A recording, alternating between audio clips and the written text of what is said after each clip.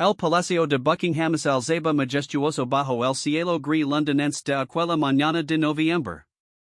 Los jardines, cubiertos por un manto de hojas doradas, parecen susurrar secretos que solo los moros centenarios conocen.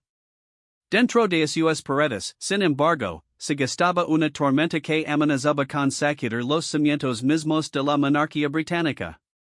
El coronel James Morrison, veterano de la Guardia Real con más de 20 años de servicio impecable, caminaba con paso firme por los pasillos alfombrados del ala oeste. Su uniforme ceremonial, perfectamente planchado, no lograba ocultar la tensión que se reflejaba en sus ojos azules. En su mano derecha llevaba un sobre lacrado con el sello real, un documento que había legado a sus manos apenas 3 horas antes y que ya había revolucionado todo lo que creía saber sobre su servicio a la corona. La noche anterior, la reina consort Camilla había presentado ante su majestad el rey Carlos III un informe detallado sobre las actividades de seguridad del palacio durante el último trimestre. Según el protocolo establecido, dicha informe debía ser revisado y validado por la Guardia Real antes de su presentación oficial. Sin embargo, Camilla había optado por saltarse este procedimiento, alegando la urgencia de ciertos asuntos de estado que requerían atención inmediata. Morrison se detuvo frente a la puerta de roble macizo que daba acceso a la oficina del general Sir William Hartwell, comandante en jefe de la Guardia Real. El sonido de sus nudillos contra la madera resonó con una solemnidad que parecía presagiar acontecimientos trascendentales. La voz grave del general lo invitó a pesar, y al hacerlo, Morrison se encontró con una escena que jamás hubiera imaginado. Sentado tras su escritorio de caoba, Sir William tenía frente a sí una serie de documentos esparcidos de manera aparentemente caótica, pero Morrison conocía lo suficiente a su superior para saber que cada papel ocupaba exactamente el lugar que debía. A la izquierda del general, de pie junto a la ventana que daba a los jardines, se encontraba la teniente coronel Sarah Pemberton, especialista en análisis de inteligencia y una de las oficiales más respetadas del cuerpo. Su expresión, habitualmente serena, mostraba signos inequívocos de preocupación. Coronel Morrison, comenzó Sir William sin levantar la vista de los documentos, supongo que ha tenido oportunidad de revisar el contenido del sobre que le fue entregado esta mañana. Su voz, siempre controlada, levaba un matiz que Morrison reconoció inmediatamente, era el tono que el general empleaba cuando se enfrentaba a situaciones que podrían comprometer la seguridad de la familia real. Morrison asintió mientras tomaba asiento en la silla que Sir William lo indicó con un gesto. En efecto, señor. He revisado cada línea del informe de la reina consort, y debo confesar que varios puntos me resultan desconcertantes. Hizo una pausa, eligiendo cuidadosamente sus palabras. Según el documento, durante la recepción diplomática del pasado 15 de octubre, el protocolo de seguridad fue modificado en 3 ocasiones diferentes por decisión personal de su majestad la reina consort. Sin embargo, nuestros registros no muestran evidencia alguna de tales modifications. La teniente coronel Pemberton se apartó de la ventana y se acercó al escritorio. Sus pasos, aunque silenciosos sobre la gruesa alfombra persa, parecen marcar el compás de una marca fúnebre. Y es precisamente esa discrepancia la que nos ha llevado a solicitar su presencia, coronel, intervino con voz firme pero contenida. Hemos cotejado el informe de la reina consort con todos nuestros registros operativos, y las inconsistencias no se limitan únicamente al evento del 15 de octubre.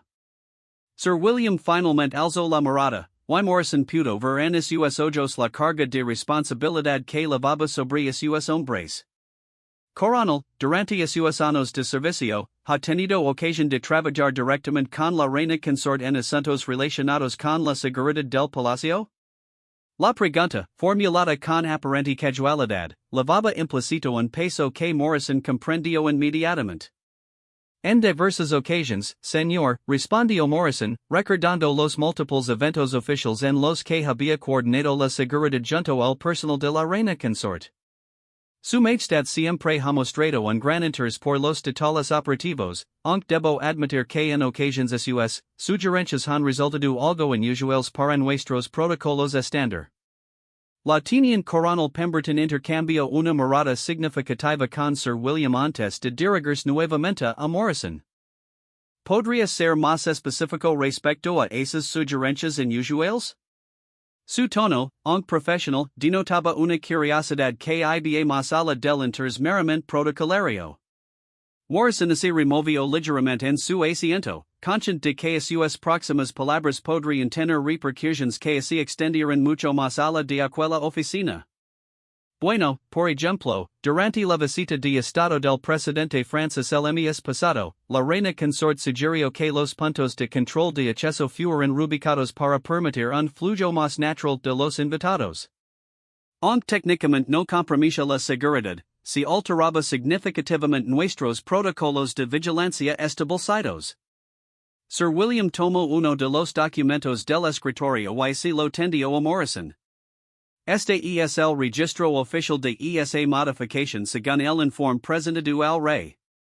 Como podrá observar, se atribuye la decisión a una consulta previa con el Departamento de Seguridad del Palacio. Hizo una pausa dramática antes de continuar. Sin embargo, nuestros archivos no contienen evidencia alguna de tal consulta. El peso de la implicación cayó sobre Morrison como una losa. Si la reina consort había presentado información inexacta al rey, las consecuencias podrían ser devastadoras no solo para ella, sino para toda la institución monárquica. La confianza entre los miembros de la familia real y sus asesores de seguridad constituía uno de los pilares fundamentales sobre los que se sustentaba todo el sistema. ¿Cuál es exactamente nuestra posición en este asunto, señor?, preguntó Morrison, aunque intuía que la respuesta no lo iba a gustar. Sir William se reclinó en su silla, y por primera vez en la conversación, su máscara de compostura profesional mostró gritas. Nuestra posición, coronel, es extraordinariamente delicada. Por un lado, tenemos la obligación inalienable de garantizar que toda la información relacionada con la seguridad de la familia real sea precisa y verificable. Por otro lado, cuestionar públicamente la veracidad de un informe presentado por la reina consort podría desencadenar una crisis institucional de proporciones impredecibles. La teniente coronel Pemberton se acercó al escritorio y tomó otro documento. Hemos identificado al menos 8 discrepancias significativas entre el informe de la reina consort y nuestros registros operativos. Algunas podrían explicarse como malentendidos o errores de comunicación, pero otras. Dijo la frase suspendida en el aire, permitiendo que la gravedad de la situación se asimilara completamente. Morrison sintió como hacia el suelo bajo sus pies comenzara a moverse. Durante toda su carrera había servido con la convicción inquebrantable de que la verdad y la lealtad a la corona eran valores compatibles. Ahora, por primera vez, se enfrentaba a una situación en la que ambos principios parecían entrar en conflicto directo.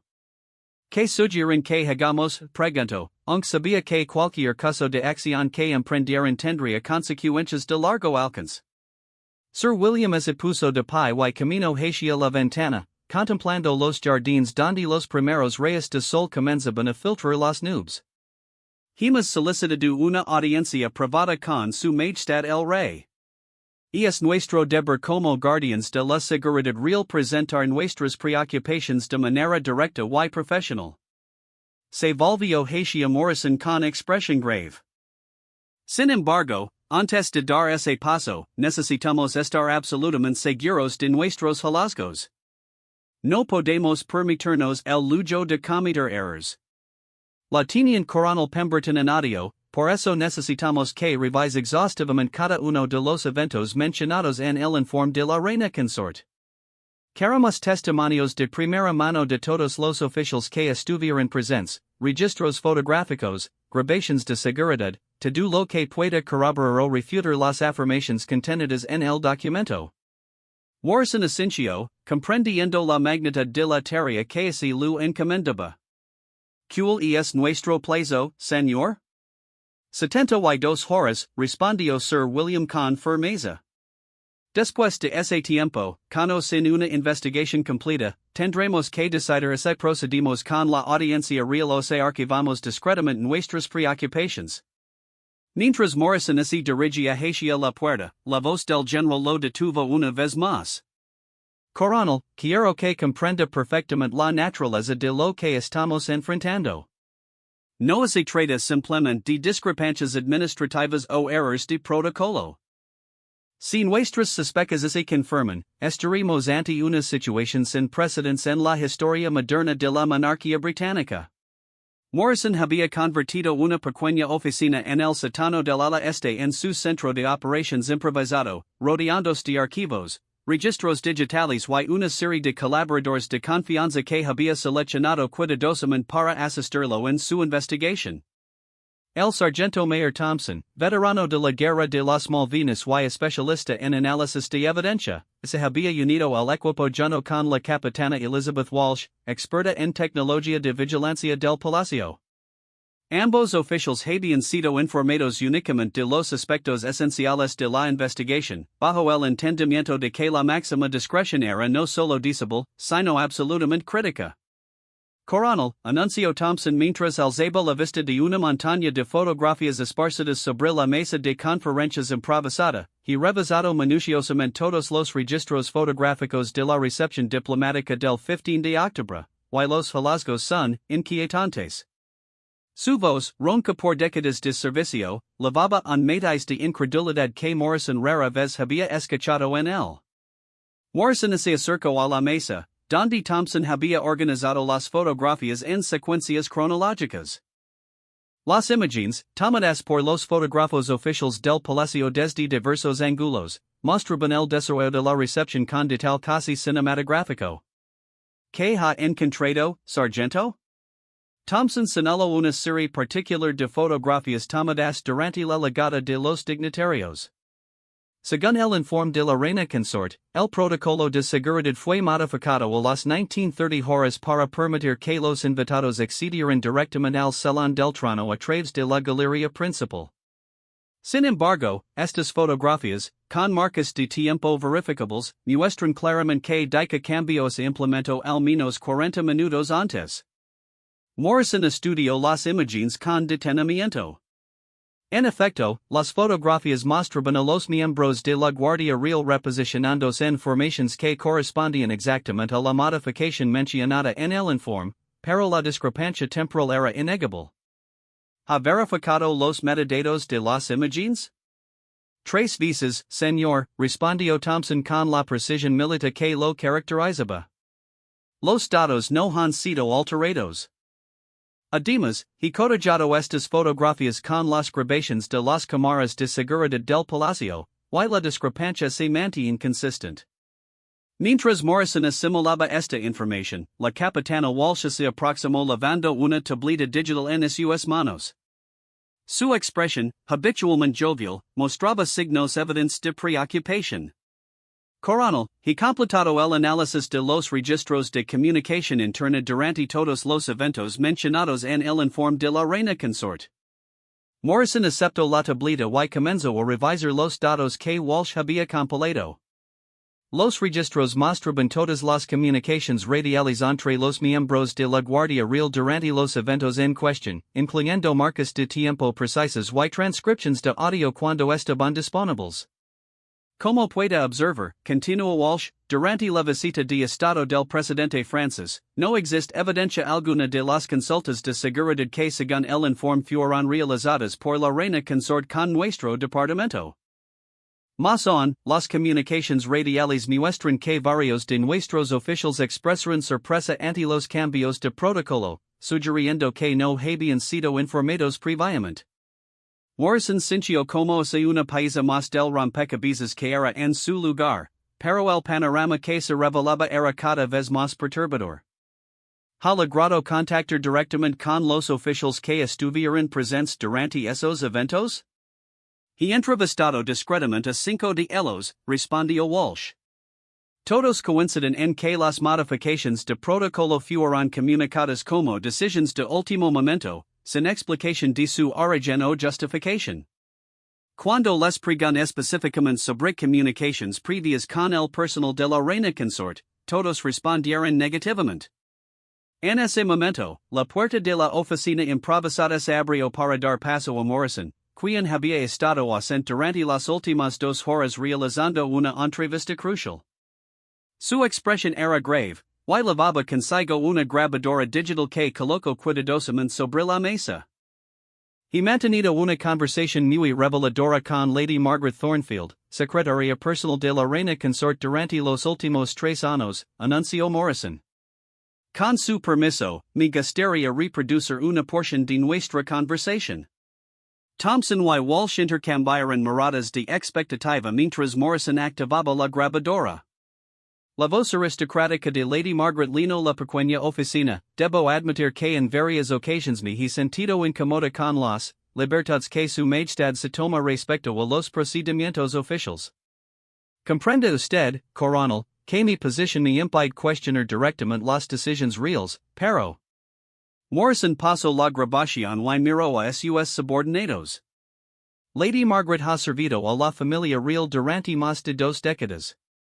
Su testimonio es particularmente valioso porque ha trabajado directamente con 3 diferentes miembros de la realeza, y nunca antes había expresado preocupaciones similares.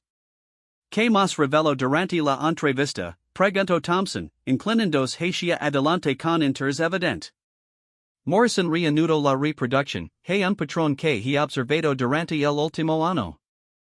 Su majestad la reina consort parece tener una comprensión flexible de los protocolos establecidos. En múltiples ocasiones he sido testigo de conversaciones en las que ella describe eventos de manera que no coincide exactamente con mi propia experiencia de los mismos.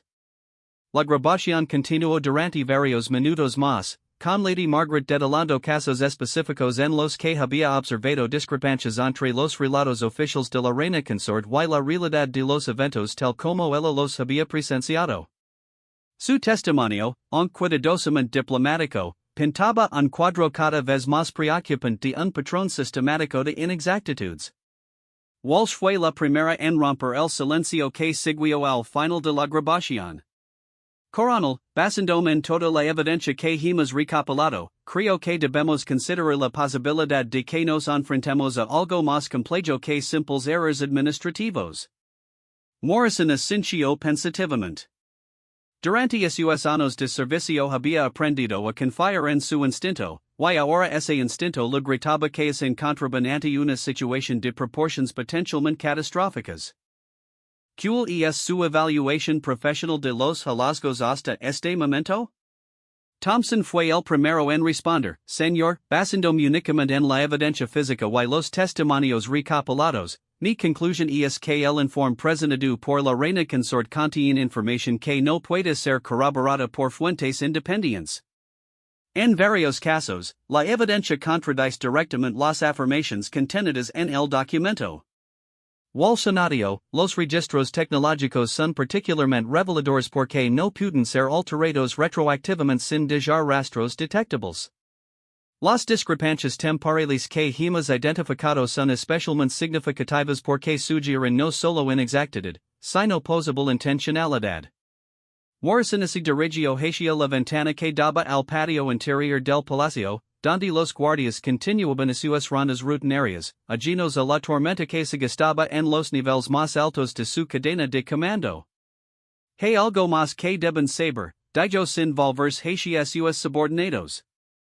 Esta mañana recibí una llamada del comandante Phillips de Scotland Yard. Tanto Thompson como Walsh se atendieron inmediatamente. La participación de Scotland Yard en cualquier asunto relacionado con la familia real siempre implicaba complicaciones de naturaleza extraordinaria. Al parecer, continuó Morrison, han recibido informes confidenciales de fuentes dentro del personal de servicio del palacio. Rumores sobre irregularidades en los procedimientos de seguridad que han comenzado a filtrarse más allá de nuestros muros. Se volvió para enfrentar a sus subordinados. La situación ya no es completamente interna. El peso de esta revelación cayó sobre el pequeño grupo como una avalancha.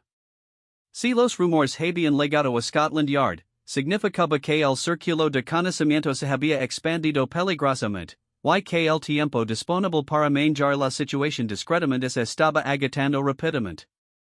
¿Cuál fue su respuesta al comandante Phillips? Preguntó Walsh. Lu seguir que cualquier irregularidad seria investigada exhaustivamente por los canales apropiados, respondió Morrison. Sin embargo, también me dejó claro que Scotland Yard no puede ignorar indefinidamente los informes que están recibiendo, especialmente si continúan legando. Thompson se puso de pie y comenzó a caminar de un lado a otro de la pequeña oficina, un hábito que había desarrollado durante esos años en el ejército cuando se enfrentaba a situaciones particularmente complejas. Señor, creo que hemos llegado al punto en el que debemos considerar las implicaciones más amplias de nuestros hallazgos. Si presentamos esta evidencia a Sir William y él decide proceder con la audiencia real, las consecuencias podrían extenderse mucho más allá del palacio. Morrison sabía que Thompson tenía razón.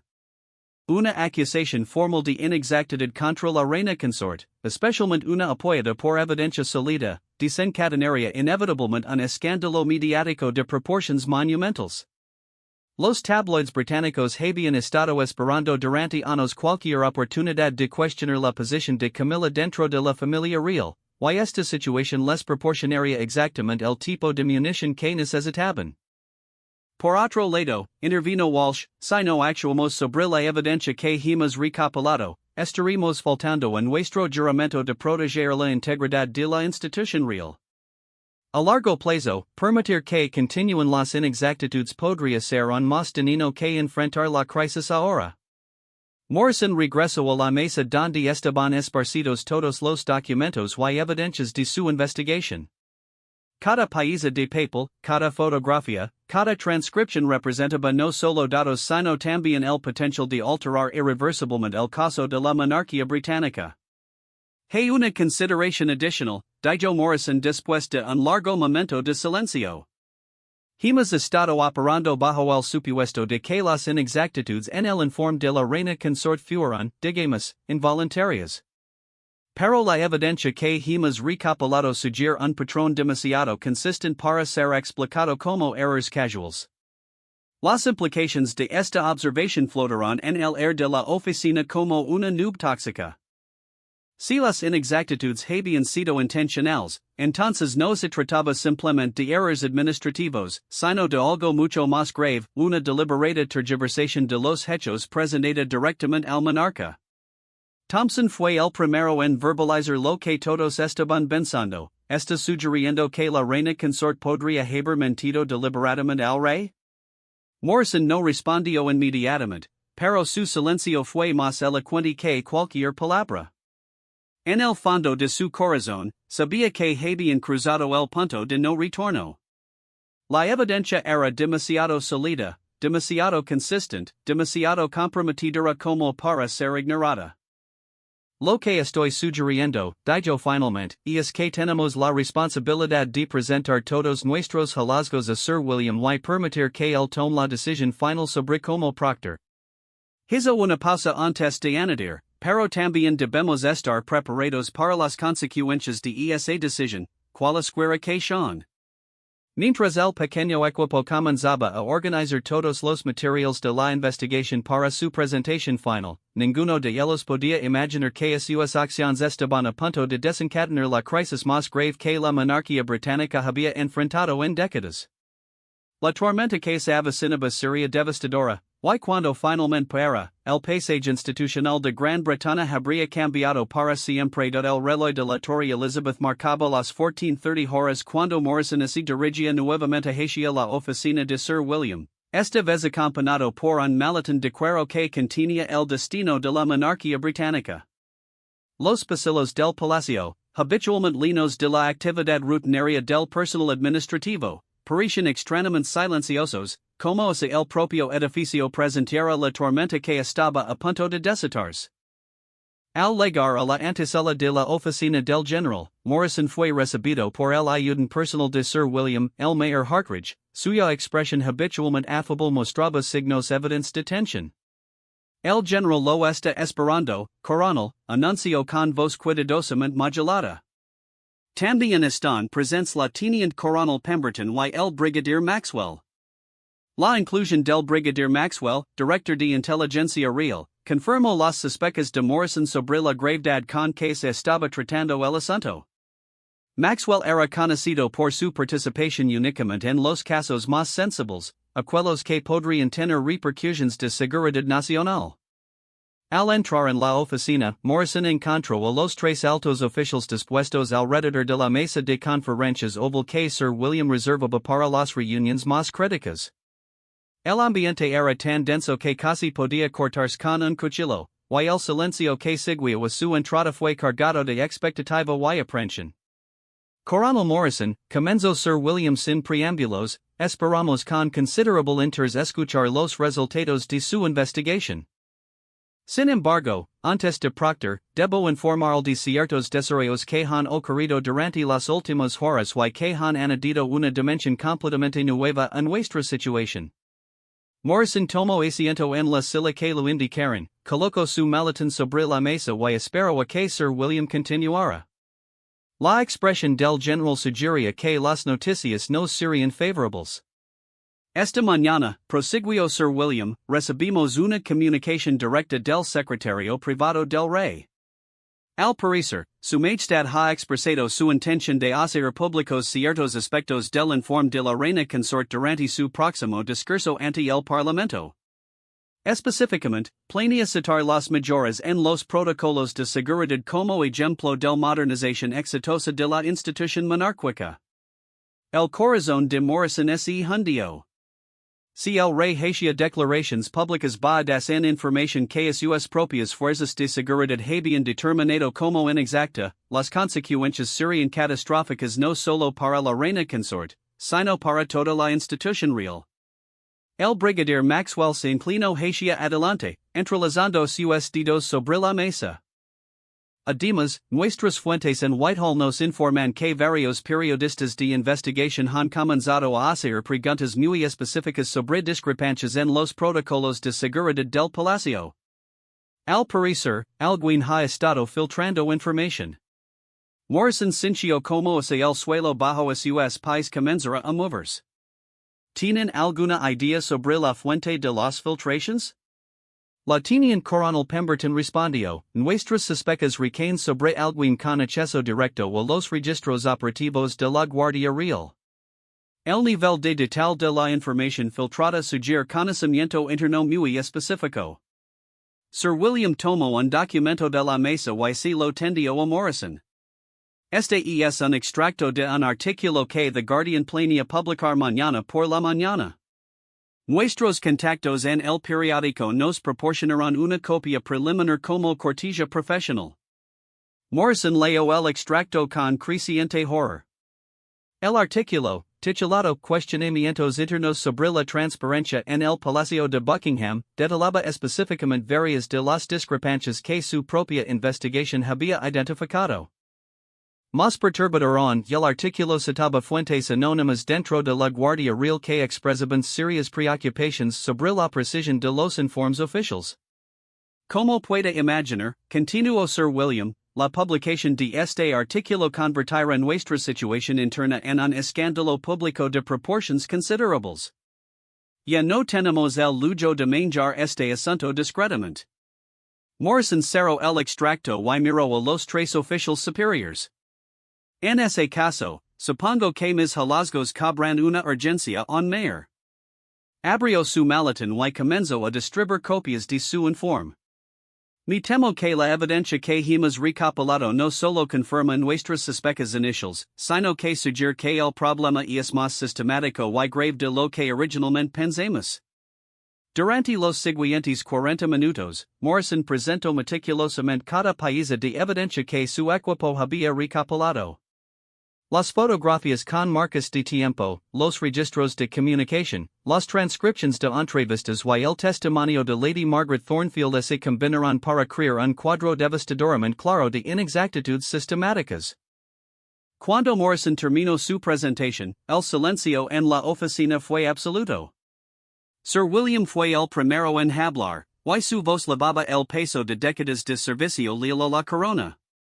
Coronel Morrison, durante mi carrera he enfrentado muchas crisis, pero nunca me había encontrado en una situación donde la lealtad a la institución monárquica pudiera entrar en conflicto directo con la lealtad a miembros específicos de la familia real.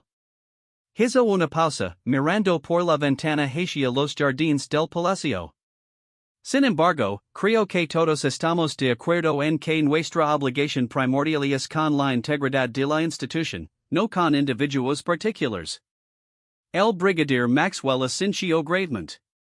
La evidencia presentada por el coronel Morrison es incontrovertible. Si permitimos que el rey haga declaraciones públicas basadas en información que sabemos que es inexacta, estaremos faltando en nuestro juramento más fundamental. La teniente coronel Pemberton añadió, además, con la inevitable publicación del artículo de The Guardian, nuestra inacción podría ser interpretada como complicidad o encubrimiento. Eso dañaría irreparablemente no solo nuestra reputación profesional, sino la confianza pública en las fuerzas de seguridad reales. Sir William se puso de pie y camino hacia su escritorio, donde tomó un teléfono rojo que Morrison reconoció como la línea directa al secretario privado del rey. Voy a solicitar una audiencia privada urgente con su majestad. Será necesario presentar nuestros hallazgos antes de que proceda con su discurso parlamentario. ¿Y que hay de la reina consort? Preguntó Morrison, aunque casi temía escuchar la respuesta.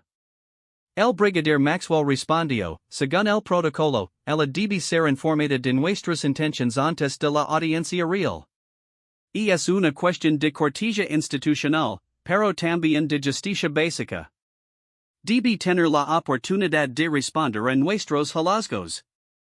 Morrison sintió un escalofrío recorrer su espina dorsal.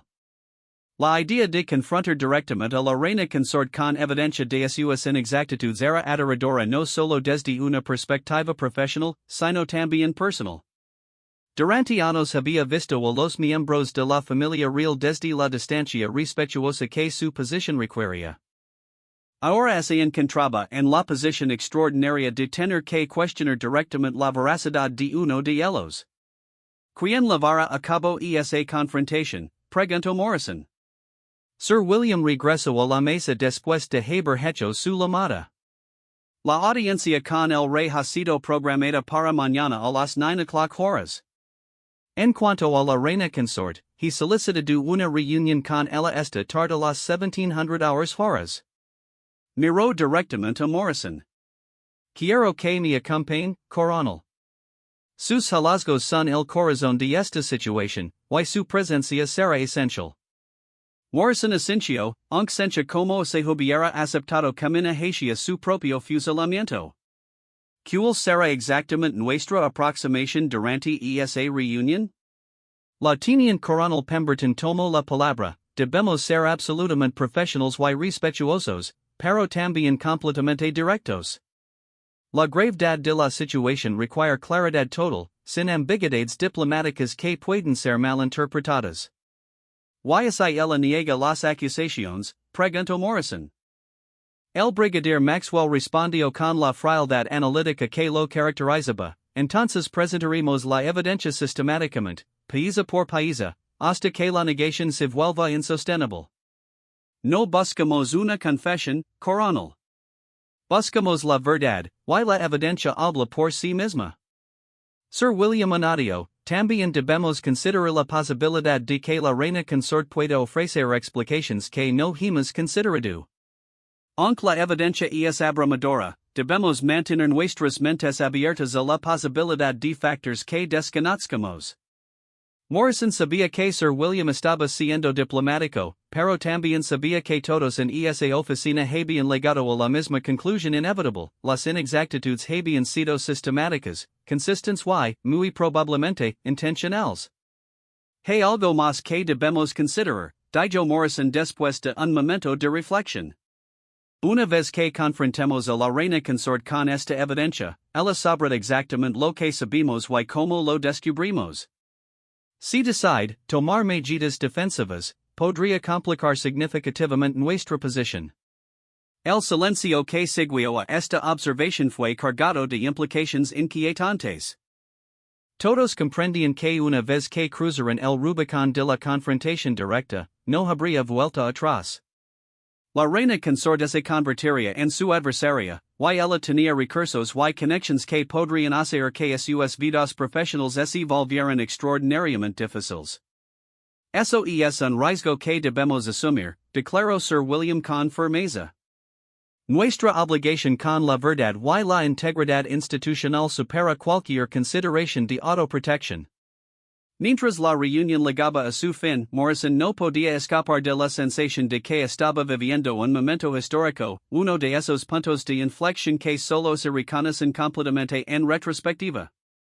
En pocas horas, el y Sir William se sentarían frente a la reina consorte de Inglaterra y la acusarían, efectivamente, de mentir. Las consecuencias de esa confrontación resonarían a través de los pasillos del poder británico durante décadas. Al salir de la oficina, Morrison llevaba consigo no solo sus documentos, sino también el peso abrumador de la responsabilidad. En sus manos descansaba el futuro de la monarquía británica, y en unas pocas horas, ese futuro se decidiría en una habitación donde la verdad y el poder se enfrentarían cara a cara.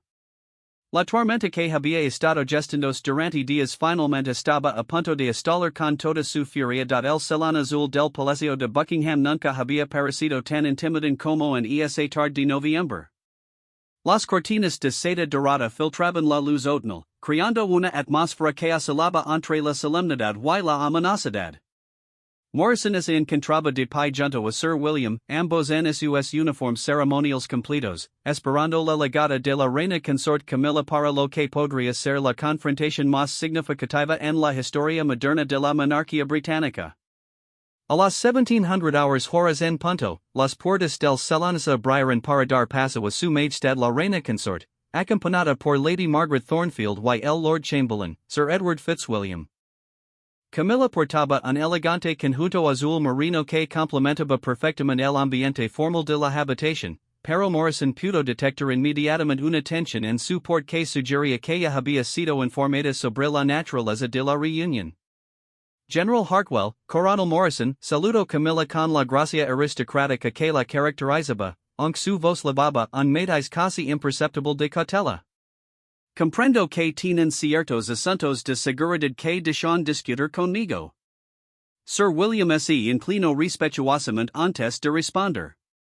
Su Majestad, agradecemos profundamente su disposición para esta reunión. En efecto, hemos identificado ciertas discrepancias en los registros de seguridad que requieren su atención inmediata. Camilla tomó asiento en el sillón designado para ella, mientras que Sir William y Morrison permanecieron de pie según el protocolo. La atmósfera en la habitación era tan densa que Morrison podía sentir cada latido de su propio corazón. Discrepancias, preguntó Camilla, alzando ligeramente una ceja con una expresión que Morrison reconoció como la máscara perfecta de curiosidad aristocrática. Me temo que no comprendo completamente a qué se refieren. Sir William intercambió una mirada casi imperceptible con Morrison antes de continuar. Su Majestad, se refiere específicamente a ciertos detalles contenidos en el informe de seguridad que usted presentó a Su Majestad el Rey hace 3 días. Nuestro equipo de revisión ha identificado elementos que no coinciden con nuestros registros operativos. Por primera vez desde su entrada al salón, la compostura de Camilla mostró la más mínima grita. Sus dedos, que descansaban elegantemente sobre el brazo del sillón, se tensaron ligeramente. ¿Están cuestionando la precisión de mi informe? Morrison sintió que había llegado el momento de intervenir.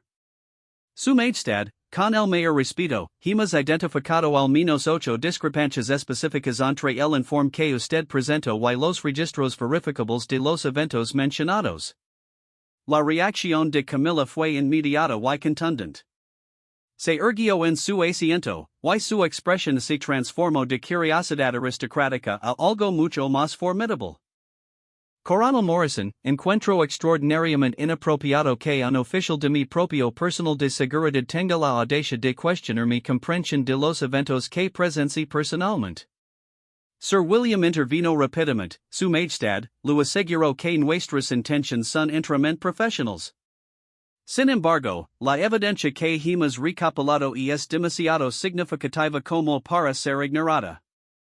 Hizo una señal a Morrison, quien abrió su maletín y extrayó una carpeta de documentos. Por ejemplo, continuo Sir William, durante la recepción diplomática del 15 de octubre, su informe indica que las modificaciones de protocolo fueron implementadas a las 19:30 horas después de consultas con nuestro departamento. Sin embargo, nuestros registros fotográficos y de comunicación muestran que dichas modificaciones ocurrieron 40 minutos antes, y sin consulta previa alguna. Camilla permaneció en silencio durante varios segundos, pero Morrison pudo ver que su mente trabajaba furiosamente. Cuando finalmente habló, su voz había adquirido un tono que él nunca había escuchado antes, frío, calculator y peligroso. General Hartwell, dijo lentamente, me pregunto si usted y su equipo comprenden completamente las implicaciones de lo que están haciendo.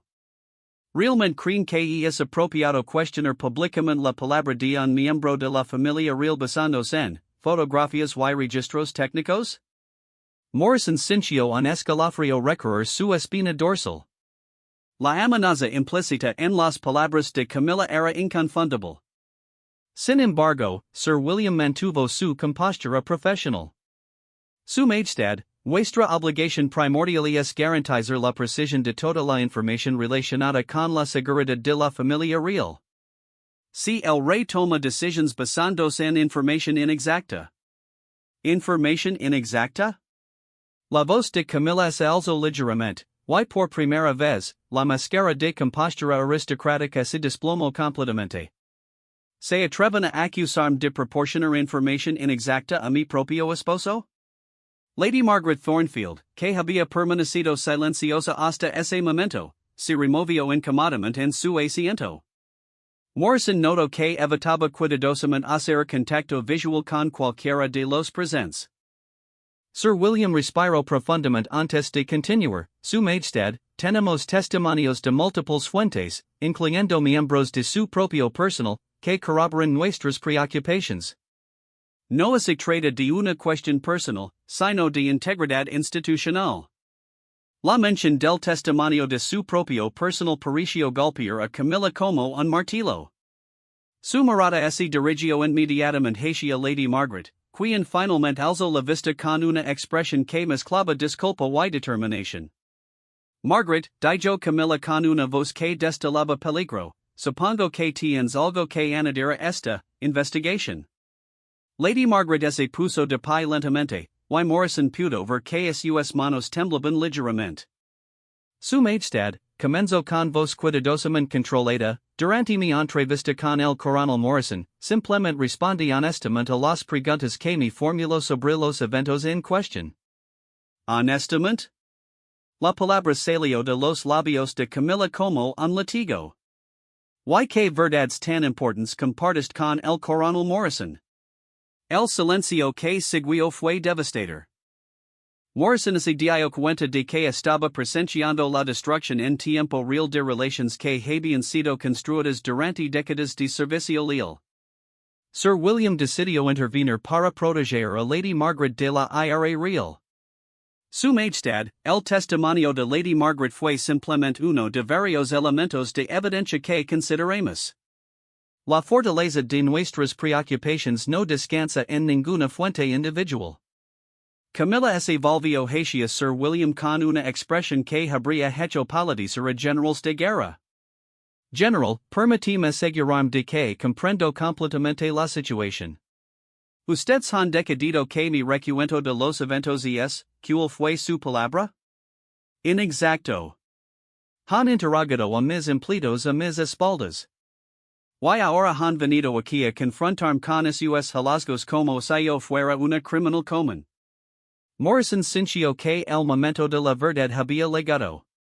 Su Majestad, dijo con toda la dignidad que pudo reunir, la evidencia que hemos recopilado es incontrovertible. Las discrepancias no pueden ser explicadas como errores casuales o malentendidos. Son demasiado sistemáticas, demasiado consistentes. Por primera vez en la conversación, Camilla guardó silencio durante un periodo prolongado.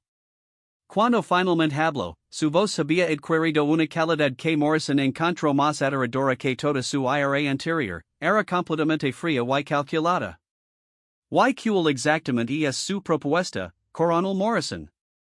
que esperan lograr con esta investigation? Sir William respondió, Su Majestad, mañana por la mañana tenemos una audiencia programada con el rey. Nuestra intención es presentar nuestros hallazgos y recomendar que se pospongan cualquier declaraciones públicas basadas en el informe hasta que las discrepancias puedan ser resueltas. La reacción de Camilla fue inmediata y intensa. Se puso de pie bruscamente, y Morrison pudo ver que toda pretensión de compostura aristocrática había desaparecido completamente. ¿Se atreven a ir por encima de mi autoridad directamente al rey? Su voz ahora lavaba una furia apenas contenida. ¿Comprenden ustedes las consecuencias de lo que están proponiendo? ¿Realmente creen que van a emerger victoriosos de una confrontación directa conmigo? Sir William mantuvo su posición con valencia admirable.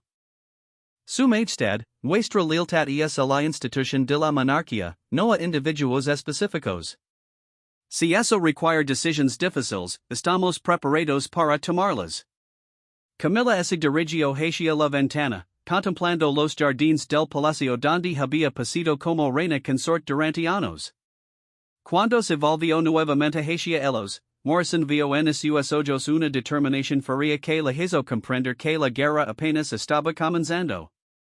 Muy bien, dijo con una voz que destilaba veneno controlado. Si insisten en proctor por este camino, entonces deben estar preparados para todas las consecuencias. Pero les aseguro que cuando esta situación se resuelva, sus carreras en el servicio real habrán terminado permanentemente. Con esas palabras, Camilla se dirigió hacia la puerta, seguida por Lady Margaret y el Lord Chamberlain. Antes de salir, se volvió una última vez hacia Morrison y Sir William. Caballeros, dijo con una sonrisa que no legó a sus ojos, espero que hayan disfrutado su tiempo en el palacio. Me temo que será más breve de lo que anticiparon. Cuando las puertas del Salón Azul se cerrarán tras la partida de la comitiva real, Morrison y Sir William se encontrarán solos en el silencio más profundo que cualquiera de los dos había experimentado jamás. La confrontación había sido aún más intensa de lo que habían anticipado, y las amenazas de represalia habían sido inequívocas. Bueno, dijo Sir William después de un largo momento, supongo que ahora sabemos exactamente dónde estamos parados. Morrison asintió, aunque sentía como se hubiera envejecido una década durante la última hora. ¿Cree usted que procedamos con la audiencia real mañana? Coronel, respondió Sir William con una determinación que Morrison admiró profundamente. Después de lo que acabamos de presenciar, proctor con la audiencia no es simplemente nuestro deber. Es nuestra única opción viable. Mientras salían del Salón Azul, Morrison sabía que habían cruzado un punto de no retorno. La batalla final se libraría el día siguiente en presencia del rey Carlos III, y el resultado determinaría no solo sus destinos personales, sino el futuro mismo de la transparencia y la integridad dentro de la monarquía británica. La tormenta que había estado gestándose durante días finalmente había estalado con toda su furia, y cuando las nubes se dispersaron, el paisaje institucional de Gran Bretaña habría cambiado para siempre. La única pregunta que permanecía era quién estaría en pie cuando el viento finalmente cesara. En las profundidades del Palacio de Buckingham, los ecos de la confrontación resonarían durante generaciones, recordando a todos que incluso en los pasillos más sagrados del poder, la verdad eventualmente encuentra su camino hacia la luz.